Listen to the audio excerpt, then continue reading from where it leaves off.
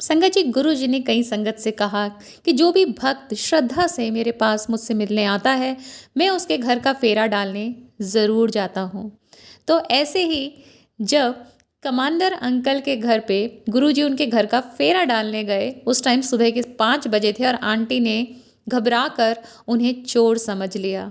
उन्होंने देखा कि किस तरह से कोई आदमी खड़ा हुआ है और बहुत ही राजसी चोला उन्होंने पहना हुआ था, वो सारा उन्होंने डिस्क्राइब अंकल को किया।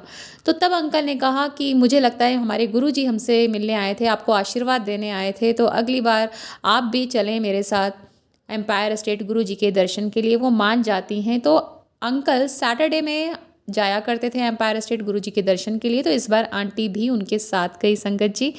और जैसे ही उन्होंने उनको प्रणाम किया, माथा टेका, तो अंकल ने आंटी से पीछे चलकर बैठने के लिए बोला, पर आंटी ने कहा नहीं, मैं आगे बैठूंगी। और वो इतना पास थे गुरुजी के कि वो गुरुजी उन दोनों की बातें सुन सकते थे।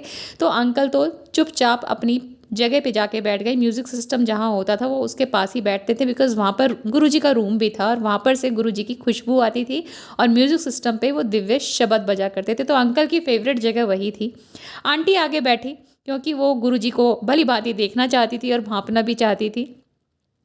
तो गुरुजी की जो खुशबू है ना संगत जी, वो हमेशा आती रहती थी गुरुजी में से, और भक्त जब भी गुरुजी को याद किया करते तो वो खुशबू महसूस होती है। संगत जी, आज भी होती है। जब और जहाँ गुरुजी अपनी मौजूदगी का एहसास कराना चाहते, तब तब भक्तों को यह खुशबू आती। और आज भी जब भी आप मन से उन्हें याद करते हैं, ये खुशबू कहीं भी भक्तों के पास आ जाती है। बड़े मंदिर में तो बहुत जगह मैंने फील की है संगत जी ये खुशबू। तो ऐसे ही जब आंटी सामने बैठी तो बार बार गुरुजी को देखें। अब गुरुजी अपनी बातचीत रोकें और फिर मुड़कर आंटी को तुरंत देखें और आंटी एकदम अपनी नज़रें झुका दें। और ऐसा कई बार हुआ। तो जब ये लोग वापस घर आ गए तो आंटी को अगले 4-5 दिन तक नींद ही नहीं आई, क्योंकि उनके जहन में हर वक्त गुरुजी की आंखें ही दिखती थी। गुरुजी की नज़र में बहुत शक्ति है संगत जी, हमारे दिमाग की समझने और सोचने की क्षमता से कहीं ज़्यादा। तो जब अगली बार शनिवार को आंटी अंकल को आना था तो आंटी ने खुद ही बोला कि मुझे भी चलना है, और इस बार उन्होंने प्रणाम करके पीछे बैठने का ही फैसला किया।